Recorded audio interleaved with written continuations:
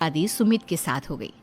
काजल के माँ बाप का एक कार एक्सीडेंट में देहांत हो जाने की वजह से उसकी पढ़ाई 9th क्लास के बाद हो नहीं पाई, क्योंकि काजल को उसके मामा जी ने पाल पोस कर बड़ा किया था, लेकिन उसे पढ़ाया लिखाया नहीं। काजल के अच्छे नेचर और उसकी सुंदरता को देखकर सुमित को वो पसंद आ गई और सुमित ने काजल के साथ शादी कर ली। शादी के बाद हमारी बहू भले ही कम पढ़ी लिखी है, लेकिन लाखों में एक है। सही कहती हो। पड़ोस वाले शर्मा जी अपनी बहू से बड़े परेशान हैं। उनकी कोई बात ही नहीं सुनती। अरे लेकिन हमारी काजल, वो तो हमारा खूब कहा मानती है और घर का काम भी कितने अच्छे से करती है। सही कहती है मम्मी। पहले मुझे भी लगता था आजकल के जमाने में सिर्फ 9th क्लास पास लड़की कुछ अजीब लगता है, लेकिन घर उसने कितने अच्छे से संभाल लिया है।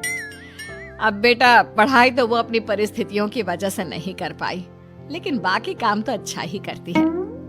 अच्छा मम्मी, शाम को मेरे ऑफिस के दोस्त और उसकी वाइफ घर पर आ रहे हैं काजल से मिलने के लिए।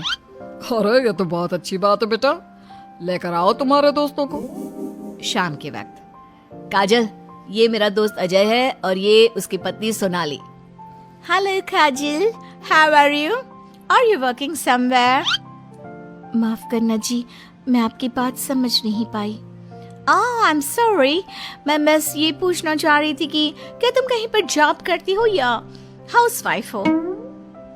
जॉब? आपका मतलब नौकरी ना, लेकिन वो मैं कैसे कर सकती हूँ? ये तुम्हारी वाइफ क्या कह रही है? क्या तुम अपनी वाइफ को जॉब नहीं करवाना चाहते? अरे नहीं नहीं दोस्त, वो बात नहीं है। एक्चुअली काजल सिर्फ 9th पास है ना, इसलिए। Oh my God! Are you serious? Sumit आजकल के जमाने में और सिर्फ 9th पास? आजकल तो गांव की लड़कियां भी कॉलेज की पढ़ाई पूरी करती है। काजल, क्यों पढ़ाई नहीं की तुमने? बस मेरे सामने कुछ ऐसी प्रॉब्लम थी जिसकी वजह से मैं पढ़ाई नहीं कर पाई जी। सुमित को अपने दोस्तों के सामने बहुत अजीब लगता है कि सब लोग इतने पढ़े लिखे हैं और उसकी बीवी सिर्फ 9th पास है, लेकिन वो काजल को बहुत पसंद करता था, इसलिए वो काजल से कुछ नहीं कहता। लगता है इनको इनके दोस्त के सामने बहुत अपमान जैसा महसूस हो रहा है। मुझे आगे की पढ़ाई करनी चाहिए, कम से कम 10वीं पास करना तो बहुत ज़रूरी लगता है। अगले दिन, मम्मी जी, मुझे आपसे कुछ ज़रूरी बात करनी थी जी। हाँ हाँ बोलो बेटा, क्या बात है?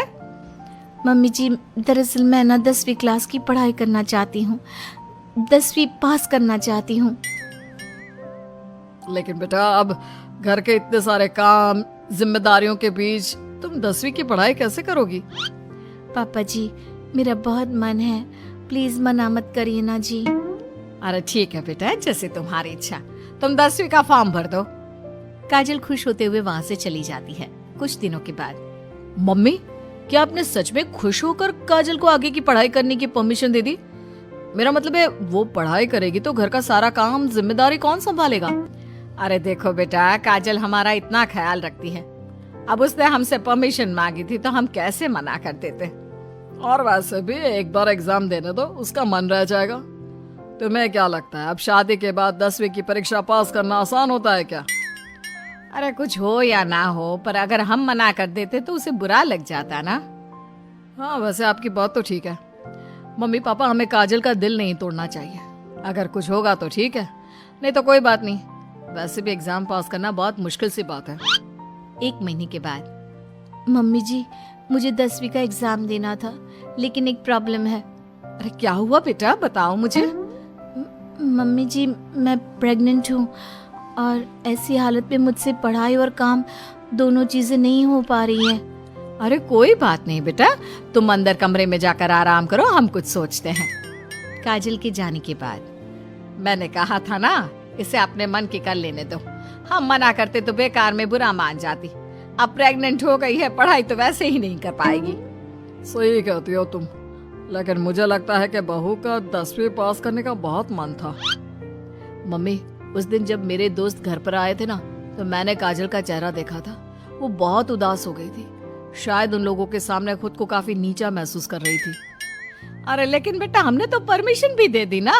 अब प्रेगनेंसी और घर की जिम्मेदारियों के चलते कैसे सबको संभालेगी?